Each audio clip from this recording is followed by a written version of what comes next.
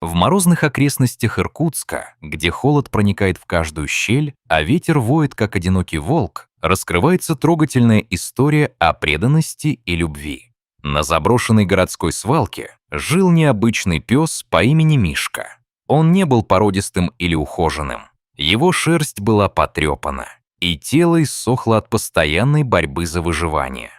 Среди местных сборщиков металлолома и бомжей Мишка стал известным. Они привыкли видеть его в этой хаотичной стране мусора, рассматривая его более как соседскую собаку, чем как домашнего питомца.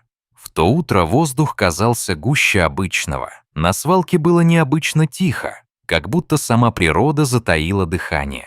Мишка бродил среди груды старой мебели и ржавого металла, когда вдруг его нос улавливает необычный запах, который заставил его остановиться. Вокруг не было никаких привычных для него запахов, лишь что-то новое и непривычное. Это стало сигналом для Мишки, и он поспешил посмотреть, что же скрывается за острыми краями железа и далекими тенями. Вскоре его настороженность отступила, уступив место удивлению, когда он нашел младенца, завернутого в грязное одеяло. На его маленьком теле было видимо, что он сильно мерзнет. Собака, чувствуя ответственность за эту крошечную жизнь, осторожно легла рядом с недоношенным ребенком, пытаясь согреть его своим телом. Она поняла, что это хрупкое существо нуждается в ее защите и заботе. Мишка не знал, что делать дальше, но его инстинкты подсказывали одно: он должен остаться рядом. Он охранял младенца всю ночь, чувствуя, как ветер усиливается, а холод проникает в каждый уголок свалки. Со всей своей преданностью Мишка прижимался к ребенку, как если бы пытался завернуть его в свое тепло. Утром, когда над горизонтом начали подниматься первые лучи солнца, Мишка ощутил голод. Он понимал, что покинуть малыша значит подвергнуть его еще большему риску. Однако животное отправилось на поиски еды. Вокруг все еще царствовал холод и молчаливая невидимая угроза. Но волк в душе Мишки вел его вперед. К счастью, вскоре он нашел кусок хлеба, оставленный кем-то, и быстро вернулся к младенцу. Малыш вяло схватил хлеб, и хотя хватка его была слабой, в глазах читалась надежда. Однако свалка не была безопасным местом для младенца. Мишка осознал, что между острыми металлами и потенциальными угрозами ждать помощи было небезопасно.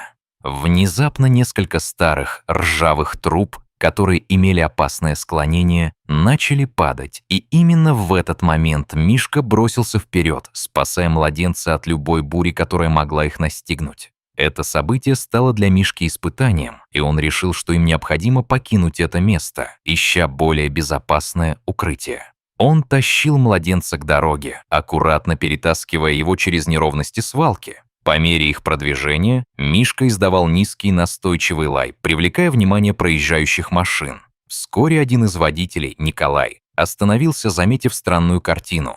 Собака тащит к дороге маленького ребенка.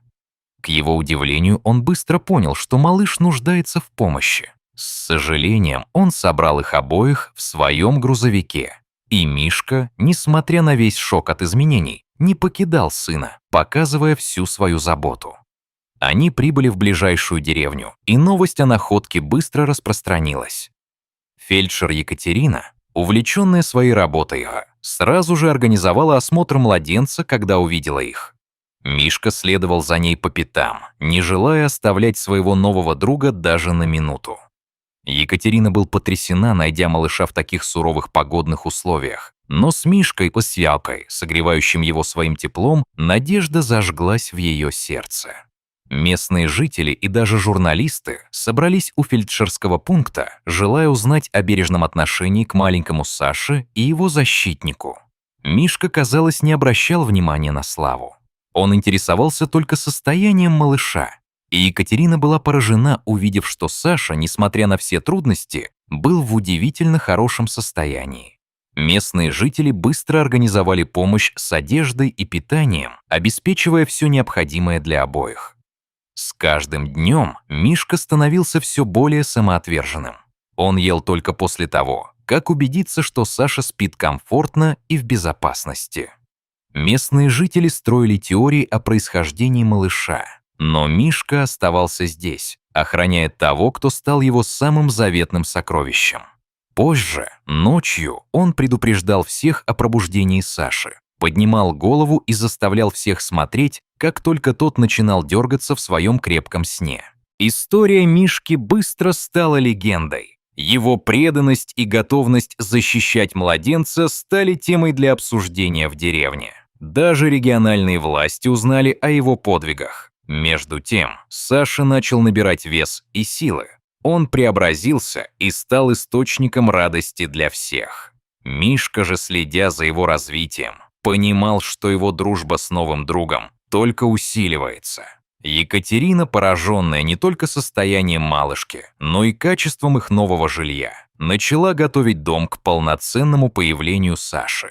Соседи охотно помогали с детскими вещами, каждый мимоходом принося одну или две игрушки или необходимые предметы. Процесс подготовки был важен для всех, и Мишка тихо наблюдал за этим, понимая, что для него и Саши начинается новый этап жизни. Каждое их действие привносило надежду в их новое существование. Быстро развиваясь, Саша начал проявлять свои первые эмоции. Его первая улыбка вызвала умиление даже у самых суровых жителей деревни. Каждая улыбка поднимала настроение всему селу. Мишка всегда оставался рядом, сопровождал Екатерину и Сашу на работу и вообще стал неотъемлемой частью их жизни. Местные жители быстро привыкли к их необычной троице и часто подшучивали, как будто это все было прекрасно. Однажды в деревню пришла Анна Петровна, бабушка Марины, которая рассказала о прошлом Мишке. Как оказалось, он следовал за знакомым запахом, когда нашел малыша, и это объясняло его столь мгновенную связь с ним. Екатерина многое узнала от Анны, и даже она заметила, как Марина, внучка, желала исправить свою ошибку, которая привела к потерям. Мишка оказался на встрече с Мариной в больнице, о которой договорилась Екатерина. Время, проведенное на этой встрече, для всех стало своеобразным тестом. Был ли Мишка достаточным защитником для своего нового маленького друга? Но все сомнения развеялись, когда Марина обняла Мишку, осознав, что он стал спасителем ее сына. В этот момент в сердце каждой женщины возникла забота друг о друге. Мишка стал настоящим мостом между Екатериной и Мариной. В этом напряженном моменте обе женщины начали осознавать, как сильно могла менять жизнь взаимоотношений между ними. Марина поняла, что теперь она должна исправить свою ошибку, а история Мишки и Саши неожиданно объединила их судьбы. Оба эти персонажа теперь осознанно столкнулись с тем фактом, что им необходимо идти дальше и наладить свою жизнь. Откровения Марины о своих страхах и одиночестве давали понять, насколько она была к этому готова. Она искренне боялась оставаться одна и несла в сердце трагедию. Но новость о спасении ребенка стала для нее лучом надежды. Она, наконец, поняла, что искренне хочет исправить свою ошибку, которая уже привела к таким последствиям. В этот момент Екатерина предложила Марине стать частью их семьи, чтобы вместе воспитать Сашу. Мишка одобрил это решение и благословил обеих женщин. Он не догадывался, но в его преданности заключалась с собой вся история.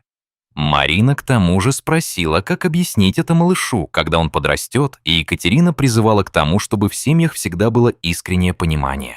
Вскоре Екатерина предложила Марине временно поселиться в свободной комнате Шали. Это стало началом новой жизни для всех. Первая встреча Марины с Сашей была наполнена трепетом и нежностью. Она не знала, что ожидать, и переживала, что он не сможет увидеть ее в своей жизни.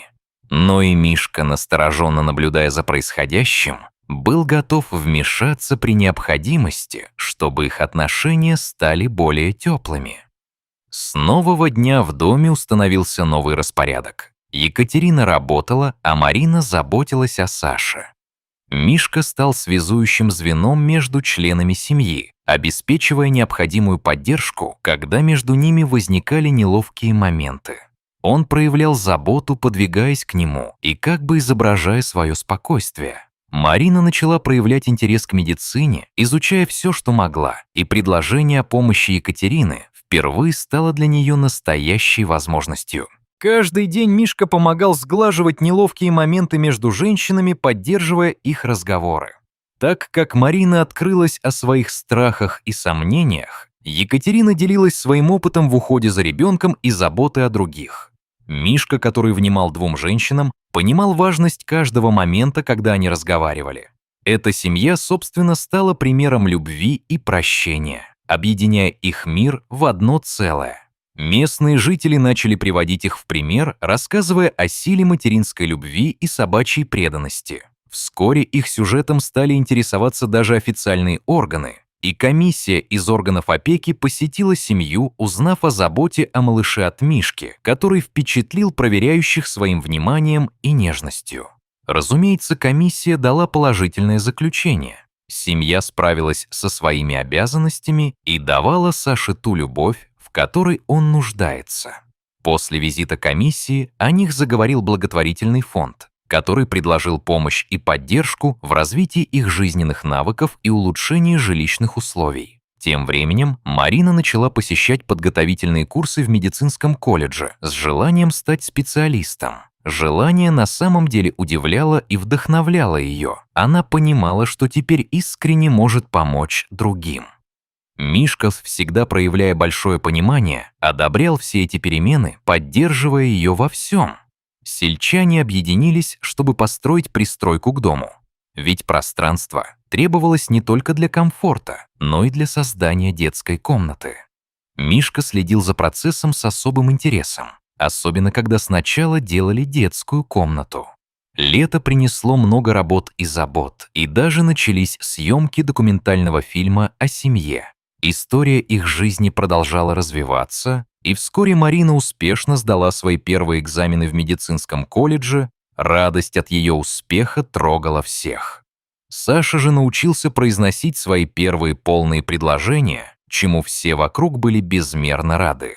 Мишка глядел на их достижения и гордился успехами каждого члена своей новой семьи. Однако после этого Екатерине предложили должность руководителя в областном городе. Эта перспектива казалась рискованным шагом, особенно с учетом жизни Мишки и их взаимодействия. Но поддержка и помощь Марины только представлялась, и она поделилась своим мнением о том, что это может стать новой главой для всех, как для приверженной к своему делу фельдшерской практики, так и для их маленькой семьи. Когда настала глубина осени, они переместились в новую квартиру. Мишка с интересом исследовал все новое вокруг, интересуясь балконом, откуда открывался вид на парк, где он когда-то играл.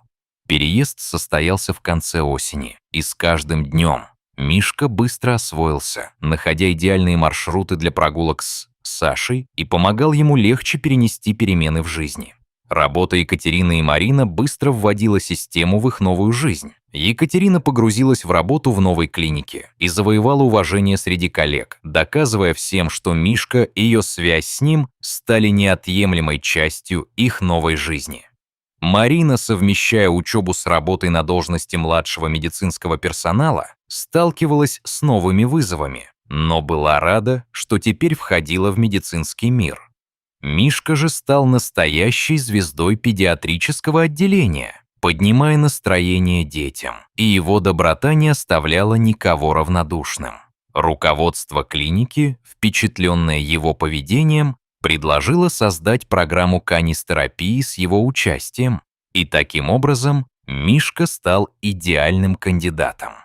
За это время Саша стал настоящим помощником, проявляя интерес к медицине и наблюдая за работой своего преданного друга. Когда начали реализовывать программу канистерапии, результаты превзошли самые смелые ожидания. Дети, которые обычно колебались, проявляли удивительные результаты выздоровления. Мишка интуитивно чувствовал, кому из детей требуется особое внимание.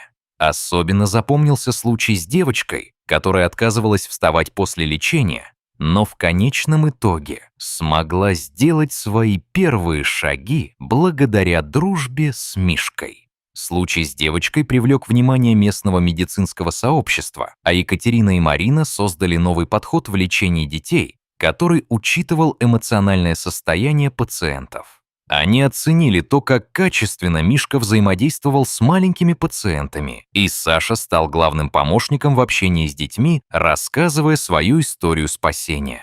Международный фонд защиты животных, услышав об их успехах, предложил использовать опыт семьи для создания глобальной программы помощи детям. Мишка должен был стать примером того, как животные могут изменить жизнь человека к лучшему. Наступило время, когда началась работа над созданием обучающего центра для подготовки других собак-терапевтов, чтобы расширить всю эту идею и принести позитивный опыт всем, кто в этом нуждался. На международной конференции Екатерина и Марина смогли представить свой опыт работы с животными и убедили многих в том, как общение с животными может изменить жизнь человека. Мишка произвел неизгладимое впечатление своим спокойствием и взаимопониманием с людьми, за что был высоко оценен. Программа подготовки собак-терапевтов начала работать в разных странах, возвращая уверенность в будущем многим семьям. Так появилась идея о художественном фильме о Мишке и его семье. Режиссер оказался заворожен тем, что происходит, и, наслаждаясь процессом съемок, он был впечатлен и тем, как Мишка становился актером. Как близкий друг, он, естественно, вписался в процесс съемок. Особенно трогательные сцены получались с маленьким актером, который играл Сашу. Съемочная группа, в свою очередь, вскоре стала частью их семьи. А режиссер признал уникальность Мишки как актера и того, что другая жизнь останется в их сердцах навсегда. Когда настало время премьеры фильма о Мишке, это стало событием международного масштаба. Люди со всего мира собрались, чтобы отметить преданность и силу любви. Благотворительный фонд, который изначально поддержал идею, помог открыть несколько центров канистерапии в разных странах, и каждому было дано понимание, как можно изменять жизни, получая поддержку от своих близких. Так история о Мишке, маленьком спасителе, и его удивительной связи с малышом Сашей стала символом надежды, любви и силы дружбы в самые трудные времена. С каждым новым днем, в каждом новом месте, куда они отправлялись, все больше людей вдохновлялись их судьбой. И это еще не конец, а лишь новое начало.